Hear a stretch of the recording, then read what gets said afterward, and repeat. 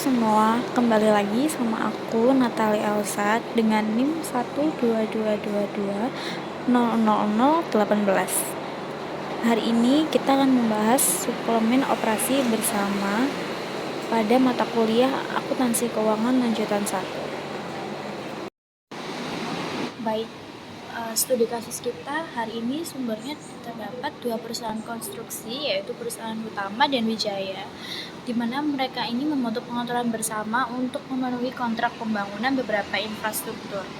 Para pihak sepakat untuk membentuk kendaraan terpisah, yaitu Wijaya Tama, sebagai pihak yang menjalankan pengaturan termasuk yang menjalankan operasi dan memenuhi komitmen dengan pelanggan.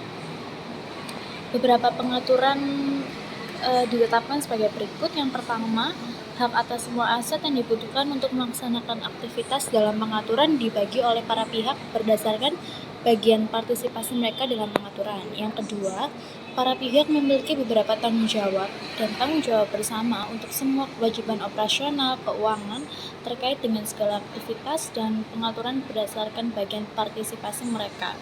Yang ketiga, keuntungan ataupun kerugian yang dihasilkan dari setiap aktivitas dibagi oleh A dan B berdasarkan bagian partisipasi. Dan yang terakhir, bagian partisipasi Utama sebanyak 60% dan Wijaya 40%. Selanjutnya, untuk tujuan koordinasi dan pengawasan aktivitas, dua perusahaan tersebut menunjuk operator yang akan menjadi karyawan dari salah satu pihak. Setelah waktu yang ditentukan, peran operator tersebut akan digilir dari satu pihak ke pihak lain. Perusahaan A dan B menyetujui bahwa aktivitas akan dilaksanakan oleh karyawan operator atas dasar tidak ada keuntungan maupun kerugian. Nah, berikut beberapa transaksi perusahaan adalah sebagai berikut. Teman-teman bisa lihat ya, di sini ada penyerahan investasi, pembelian, pinjaman bank, pembayaran gaji, pembayaran upah, pembayaran sewa kantor, persediaan akhir bahan dan perlengkapan, pembayaran hutang usaha, nilai kontrak proyek. Baik, untuk langkah selanjutnya kita akan membuat jurnal umum, di mana dalam jurnal umum ini yang kita buat sesuai dengan transaksi yang terjadi di awal ya teman-teman. Yang pertama ada setoran modal. Di sini ada akun kas, di mana akun kas nilai 1.500.000.000 di debit, kemudian modal Utama senilai 900 juta di kredit, dan modal Wijaya sebesar 600 juta di kredit. Selanjutnya ada pembelian bahan dan perlengkapan. Di sini ada terdapat akun bahan dan perlengkapan di debit senilai 1.050.000.000. Kemudian ada akun kas yang di debit dan akun hutang yang di debit. Selanjutnya pembelian peralatan. Untuk peralatan ini di debit ya teman-teman senilai 250 juta dan akun kas senilai 250 juta.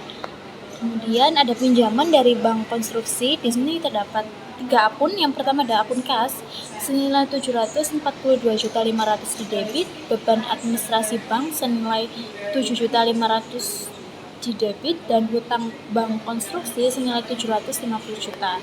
Selanjutnya pembayaran gaji, ada 2 akun yaitu gaji dan upah sebesar 350 juta di debit dan akun kas sebesar 350 juta di kredit. Selanjutnya untuk pembayaran sewa kantor, ada akun sewa kantor dan akun kas. Pembayaran listrik, ada terdapat akun beban listrik, air dan telepon dan akun kas. Selanjutnya dalam beban penyusutan juga sama, ada beban penyusutan dan akumulasi penyusutan. Selanjutnya pada perhitungan harga pokok produksi, di sini terdapat banyak akun ya teman-teman. Yang pertama ada akun harga pokok produksi senilai 1.360 juta. Selanjutnya bahan dan perlengkapan senilai 900 juta di kredit, gaji dan upah 275 juta kredit, dan beban listrik, air, telepon sebesar 60 juta di kredit. Beban penyusutan sebesar 125 juta di kredit. Selanjutnya ada pembayaran hutang usaha. Hutang usaha senilai 125 juta di debit dan kas sebesar 125 juta di kredit. Selanjutnya transaksi pembayaran bunga hutang bank. Yang pertama beban bunga bank di debit senilai 93.750.000, hutang bank di debit sebesar 75 juta, dan akun kas di kredit sebesar 168.750.000. Dan yang terakhir penyerahan proyek konstruksi. Yang pertama, akun kas di debit senilai 1.500.000.000 dan piutang sebesar 750 juta. Selanjutnya, akun penjualan sebesar 2.250.000.000 di kredit. Maka untuk hasil debit dan kreditnya balance ya teman-teman sebesar 8.123.750.000. Baik, untuk langkah selanjutnya setelah kita membahas jurnal umum, tentunya kita akan memposting setiap transaksi yang sudah terjadi, yang sudah tercatat maksudnya di jurnal umum ke dalam buku besar. Dan setiap akun akan dikelompokkan, yaitu ada akun kas, piutang, beban, utang, dan modal. Seperti perihalnya kita membuat buku besar ya teman-teman. Berikut ada tertera dan nanti ditemukan nilai terakhir debit senilai 16.247.500.000 dan akun kredit juga sama 16.247.500.000. Untuk buku besar seperti kita membuat buku besar ya teman-teman, langkah-langkahnya. Baik teman-teman, untuk langkah ketiga kita akan membuat neraca saldo. Di dalam neraca saldo ini setiap akun hasil nominal yang sudah tercatat di buku besar kita catat kembali di dalam neraca saldo. Yang pertama akun kas itu terdapat dua ya teman-teman, ada di saldo debit dan saldo kredit. Untuk saldo debit sendiri diperoleh dari total debit akun kas di buku besar, sedangkan untuk total kredit itu juga terdapat dari total kredit akun kas di buku besar. Sama perihalnya dengan akun bahan dan perlengkapan, hutang usaha, hutang bank.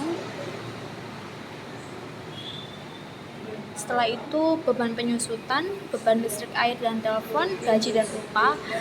Untuk beberapa akun tersebut hasil debit dan kredit itu terdapat dari nominal yang ada di buku besar. Maka untuk bagian saldo sendiri itu pengurangan antara saldo debit dan saldo kredit, di mana saldo yang positif itu termasuk dalam debit dan saldo negatif yang ada dalam kurung itu termasuk dalam kredit. Baik, untuk langkah selanjutnya teman-teman kita akan membuat laporan laba rugi. Untuk yang pertama ada akun penjualan senilai 2.250.000.000. Ini terambil dari transaksi yang ke-8 pada bagian nilai kontrak proyek. Setelah itu ada HPP, harga pokok penjualan. Ini terdapat dari HPP Project di transaksi yang ke-8. Setelah itu laba kotor senilai 890 juta terdapat dari pengurangan antara penjualan dan harga pokok penjualan. Selanjutnya beban operasional, ini ada beban gaji, listrik, air, telepon, sewa kantor dan administrasi bank sebesar 217.500.000 dan laba sebelum bunga dan pajak sebesar 672.500.000 terdapat dari laba kotor dikurangi beban operasional. Selanjutnya ada beban bunga sebesar 93.750.000 dan laba sebelum pajak sebesar 578.750.000, di mana itu terambil dari laba sebelum bunga dan pajak dikurangi beban bunga. Baik, untuk terakhir kita masuk dalam neraca setelah laba rugi ya teman-teman. Di sini ada dua kolom. Yang pertama bagian sebelah kiri sisi aktiva berisi aset, ada akun kas, piutang, persediaan dan peralatan. Sedangkan sisi sebelah kanan itu pasiva yang berisikan liabilitas dan ekuitas. Terdapat hutang usaha, hutang bank, modal dan saldo laba. Maka untuk sisi aset senilai 2.828.750.000 dan pada sisi pasiva sebesar 2.828.750.000. Baik teman-teman, maka akhirnya di sini kita menemukan ya pencatatan utama dan pencatatan wijaya, ada kas, piutang, persediaan, peralatan, administrasi bank, beban pokok produksi, bunga bank, sewa kantor, hutang bank, hutang usaha dan penjualan. Masing-masing perusahaan ini berbeda pastinya, teman-teman dapat melihat sendiri setiap nominalnya. Nah, dengan Hasil akhirnya bahwa jumlah kas di neraca sebesar 1.803.750.000. Pengakuan kas oleh masing-masing operator dalam pembukuannya adalah jumlah bagian kas setelah dikurangi setoran investasinya. Maka Hutama mengakui kas sebesar 182.250.000, di mana ini dikurangi dari 1.082.250.000 dikurangi 900.000. Dan Wijaya mengakui kas sebesar 120.500.000, di mana 721.500 dikurangi 600.000. Sekian penjelasan dari saya, semoga teman-teman dapat memahami dan mengerti. Bila ada kurang dan salahnya, saya mohon maaf. Terima kasih.